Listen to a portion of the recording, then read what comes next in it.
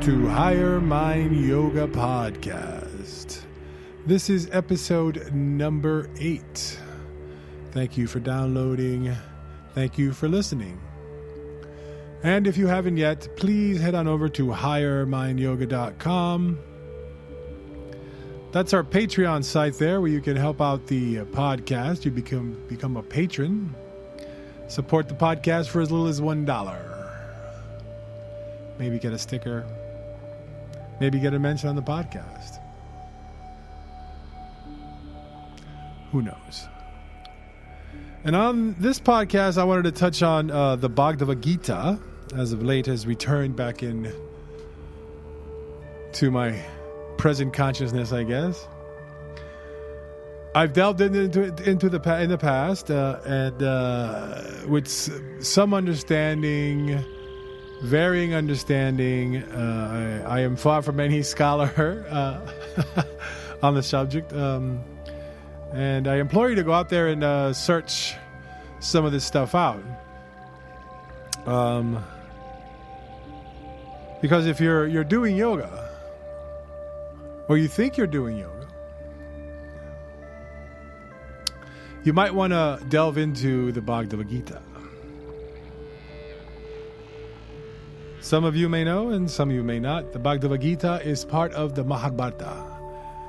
The Mahabharata is a very long epic Sanskrit poem. And within it is the Bhagavad Gita. I'll touch on a little bit on, we're not trying to go this at an intellectual level. We're just trying to find some passages that pertain directly to some of the messaging and ideas behind Higher Mind Yoga Podcast. So the chapter that I wanted to touch on was chapter 6, Dhyana Yoga.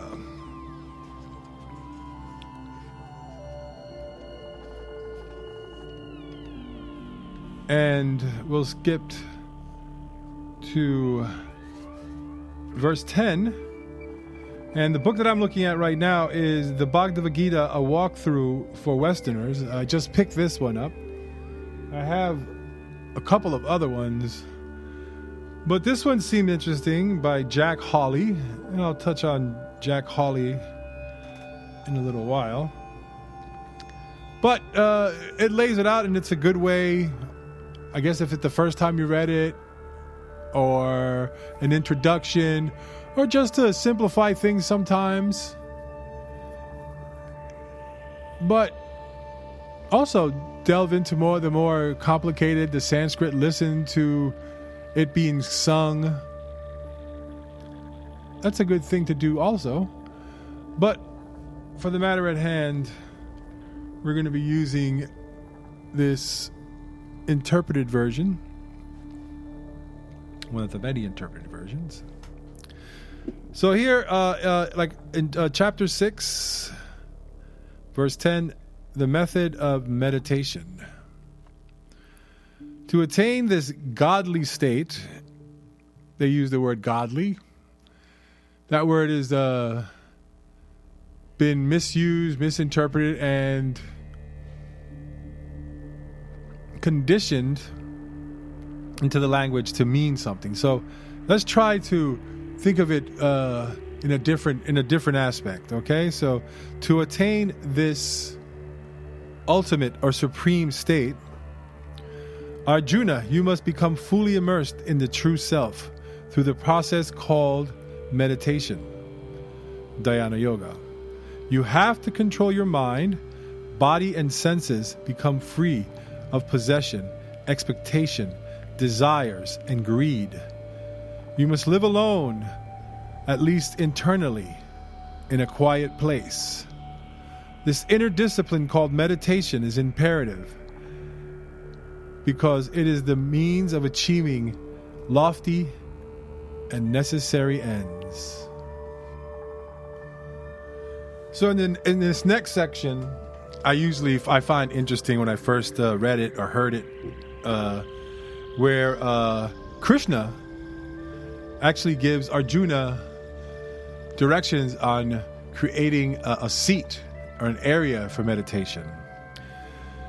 So the method of meditation includes locating a clean spot to sit, neither too high or low, covered with kusha, grass, a deer skin, and a cloth, in that order. Then the meditator strives to still all thoughts and sensations, thus cleansing the mind, returns it to its original state, inviting presence to enter.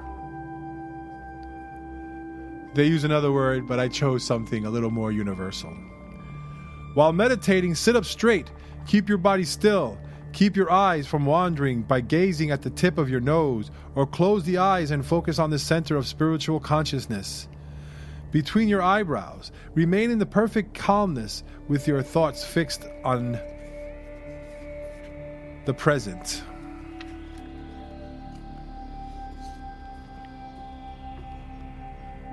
Through long concentration, one's mind ceases its wandering. After some time, one develops what is in essence a new sensory faculty known as medhanadi, an intuitive penetrating skill that makes knotty issues of life no longer problems.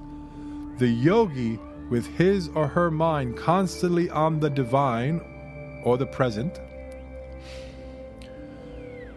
finds deep serenity, the zenith of self-realization, and merges with the universal consciousness, or me, Krishna.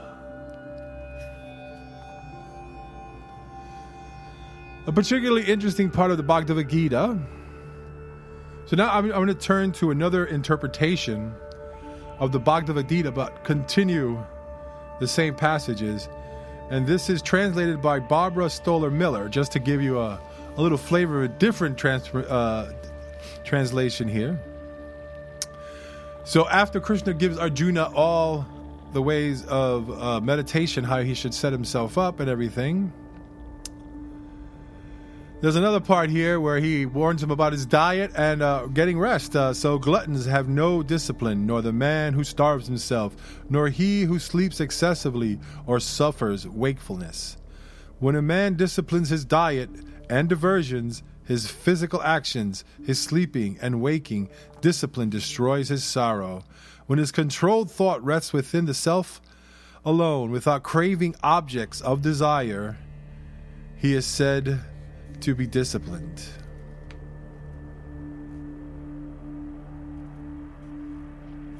He does not waver like a lamp sheltered from the wind. It's a simile recalled for a man of discipline, restrained in thought, and practicing self-discipline. When his thoughts ceases, checked by the exercise of discipline, he is content with himself, seeing the self through himself.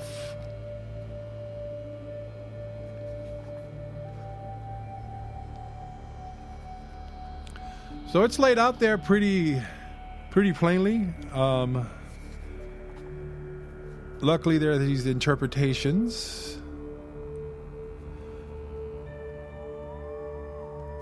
who luckily have the essence of the Gita in them, and there's a lot of other lessons to be learned, and you can take it apart in different ways, like this. Not really taking it apart, but just looking at it from different angles.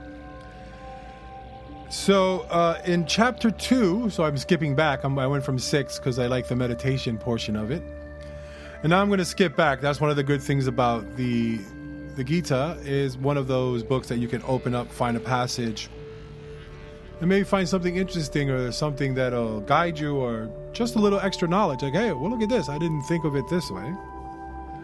But in this part right here, this is kind of where the meat of the action starts, because the beginning of the Bhagavad Gita is smack dab in the middle of a war between two factions of the family. We can go into that later, or maybe you can do a little extra study on that. I know I have to. So the two families are fighting, and then there's about to be this huge war. And it seems like time just stands still. And Arjuna is giving this spiritual teaching right in the middle of the battleground. So at this stage, Arjuna is completely dejected, and he's fearing what he has to do, and he can't believe that he has to do this, but Krishna is telling him that he has to. This is his duty.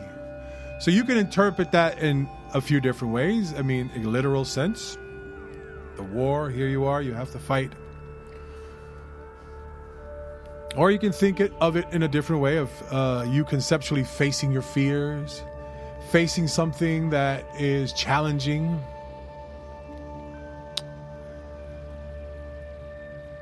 From small to something really big that could just interrupt your life. So here Krishna gives Arjuna some counsel. And I'm pulling some audio, and you will hear the familiar voice of Alan Watts. So let's take a listen. And to this complaint, his charioteer, the Lord Krishna, replies, "Whence has come to thee this stain, this dejection of spirit in this hour of crisis? It is unknown to men of noble mind. Yield not to this unmanliness, O Arjuna, for it does not become thee. Cast off this petty faint-heartedness, and arise, O oppressor of the foes." And to give point to his words, Krishna goes on, "Thou grievest for those for whom thou shouldst not grieve, and yet thou speakest words about wisdom. Wise men do not grieve for the dead, nor for the living. Never was there a time when I was not, nor thou, nor these lords of men. Nor will there ever be a time hereafter when we shall cease to be. As the soul passes in this body through childhood, youth, and age, even so is its taking of another body. The sage is not perplexed by this. Heat and cold, pleasure and pain come and go, and do not last forever. These learn to endure. The man who is not troubled by these, O chief of men, who remains the same in pain and pleasure, who is wise, makes himself fit for eternal life. Of the non-existent, there is no coming to be. Of the existent, there is no ceasing to be. The conclusion about these two has been perceived by the seers of truth. Know thou that that by which all this is pervaded is indestructible. Of this immutable being, no one can bring about the destruction. It is said that these bodies of the eternal embodied, which is indestructible and incomprehensible, come to an end. Therefore fight, O Arjuna. He who thinks that this slays, and he who thinks that this is slain, both of them fail to perceive the truth. This one neither slays nor is slain. He is never born, nor does he die at any time, nor having come to be, does he again cease to be. He is unborn, eternal, permanent, and primeval. He is not slain when the body is slain.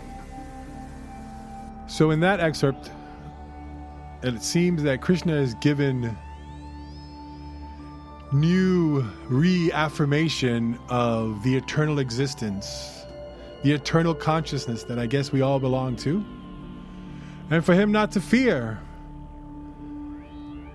And as it goes on, Krishna tells him not to worry no matter what, either way. If you die, you will be eternal. And if you win the battle, you will be the victor. So either way, face whatever is holding you back. You can take it down to the simplest thing or to something as severe as what Arjuna has to face in the Gita.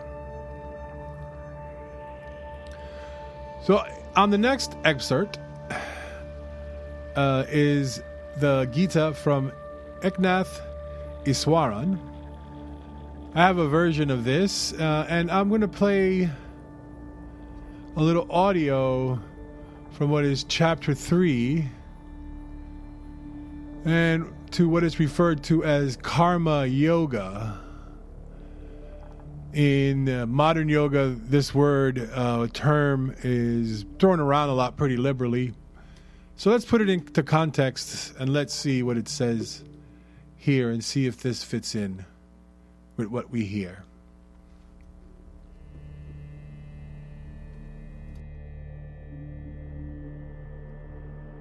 Arjuna, O Krishna, you have said that knowledge is greater than action. Why then do you ask me to wage this terrible war? Your advice seems inconsistent. Give me one path to follow to the supreme good. Krishna, at the beginning of time, I declared 2 paths for the pure of heart. Jnana Yoga, the contemplative path of spiritual wisdom, and Karma Yoga, the active path of selfless service. One who shirks action does not attain freedom. No one can gain perfection by abstaining from work. Indeed, there is no one who rests for even an instant. All creatures are driven to action by their own nature. Those who abstain from action while allowing the mind to dwell on sensual pleasure cannot be called sincere spiritual aspirants. But they excel who control their senses through the mind, using them for selfless service. Fulfill all your duties. Action is better than inaction. Even to maintain your body, Arjuna, you are obliged to act. Selfish action imprisons the world. Act selflessly, without any thought of personal profit. At the beginning, mankind and the obligation of selfless service were created together. Through selfless service, you will always be fruitful and find the fulfillment of your desires. This is the promise of the Creator. So there you go. An excerpt, translation, an interpretation of Karma Yoga as self-service. And I implore you just to go a little deeper on that. Get yourself a copy. The copies that I'm using here of the Gita is Jack Hawley, which kind of makes it easier to go through. There's other references, the ones that I mentioned here. And you can use this in a couple of different ways. I mean, it doesn't have to be follow it word by word. You can get a lot of insight. And if you're doing yoga, you should probably take a look at the Bhagavad Gita. There's a lot of good information here for yogis. And I'm going to return back to the Jack Hawley interpretation, the walkthrough for Westerners. And we're here at chapter 6 and the paragraphs 18 and 19, those passages there. And it starts out the yogi. So see if this resonates. So the mind has long been dissipated by worldly things and does not easily come underway, Arjuna. But when one perfectly controls and fully withdraws the mind from selfish cravings, one is in yoga, union with divinity.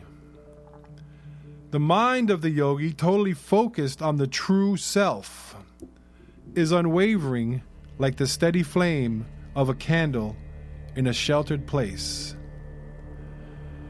When the mind becomes still and quiet, the self reveals itself.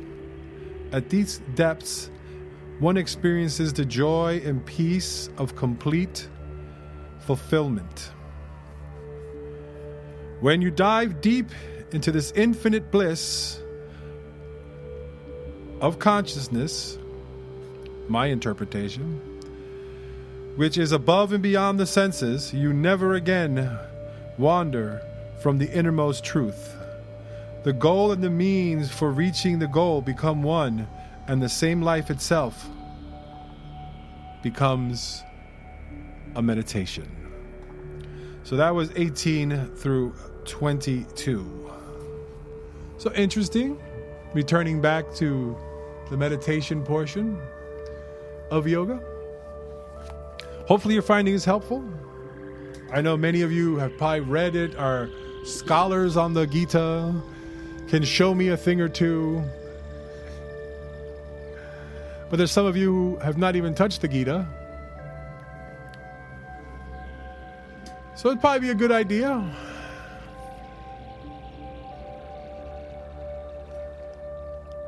Something to add to your library.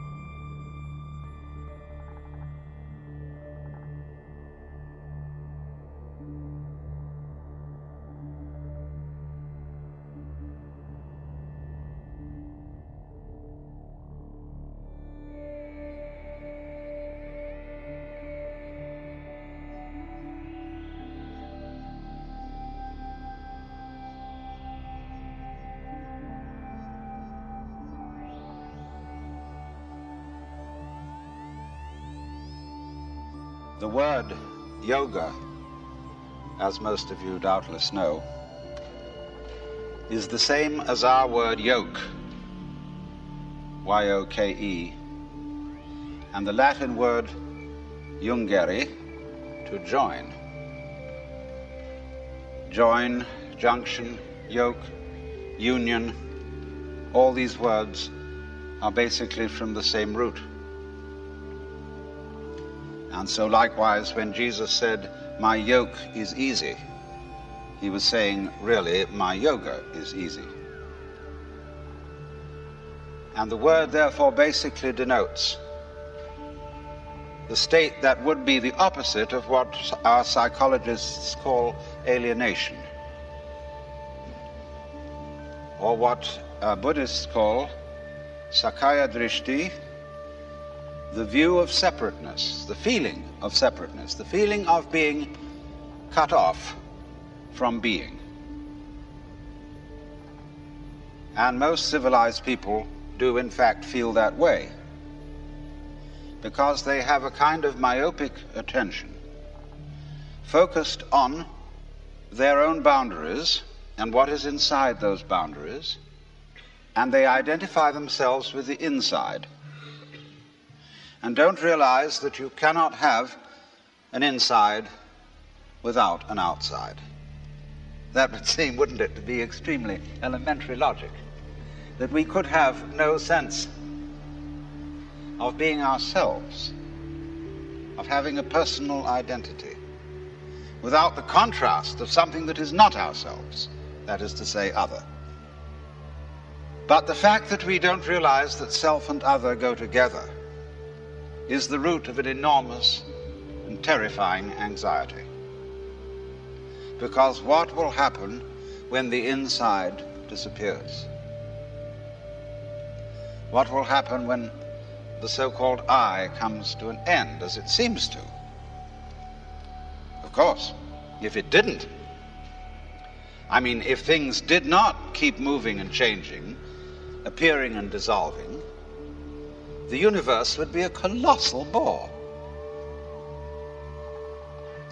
And therefore, you are only aware that things are all right for the moment. I mean, I hope most of the people in this gathering have a sort of genial sense inside them that for the time being, things are going on more or less okay.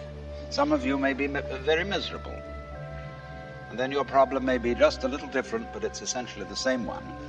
But you must realize that that sense of life being fairly all right is inconceivable and unfeelable unless there is way, way, way in the back of your mind the glimmer of a possibility that something absolutely unspeakably awful might happen. There you go. Some more wisdom from Alan Watts and yoga. Something to ponder, something to think about, something to go a little deeper with. I could belabor the point and keep going on this. But maybe I'll have a little bit more in another podcast. And maybe we'll delve into a few other teachings that are considered necessary in yoga. Whatever yoga is at this point. But nonetheless, take a little trip to your local bookstore or find a used copy or a new copy or an audiobook copy or check out the internet. There's a lot of interesting aspects and viewpoints on the Bhagavad Gita. Interpretations that are easy to understand. Some are a little more poetic. There's even a children's version that I found on the internet.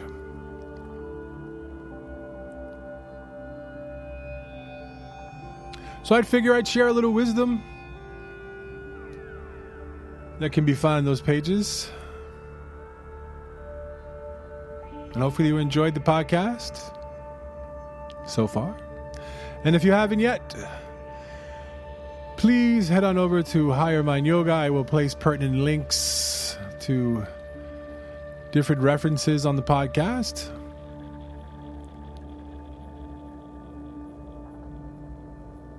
And also, if you haven't yet,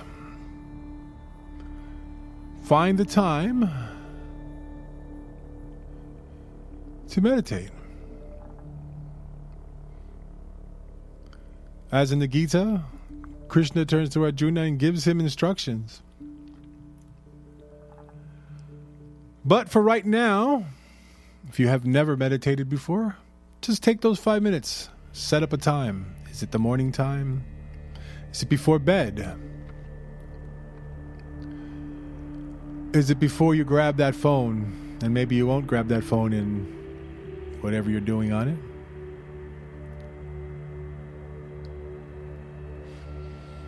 So do yourself a favor. Take a deep breath in. Take a deep breath out.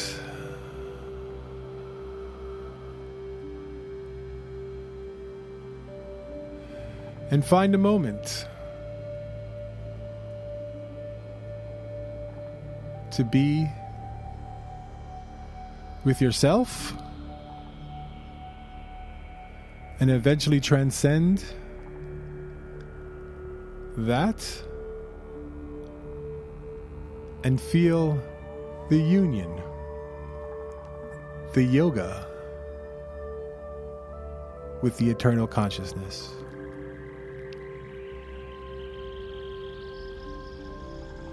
Thank you for listening. Until next time, Higher Mind Yoga.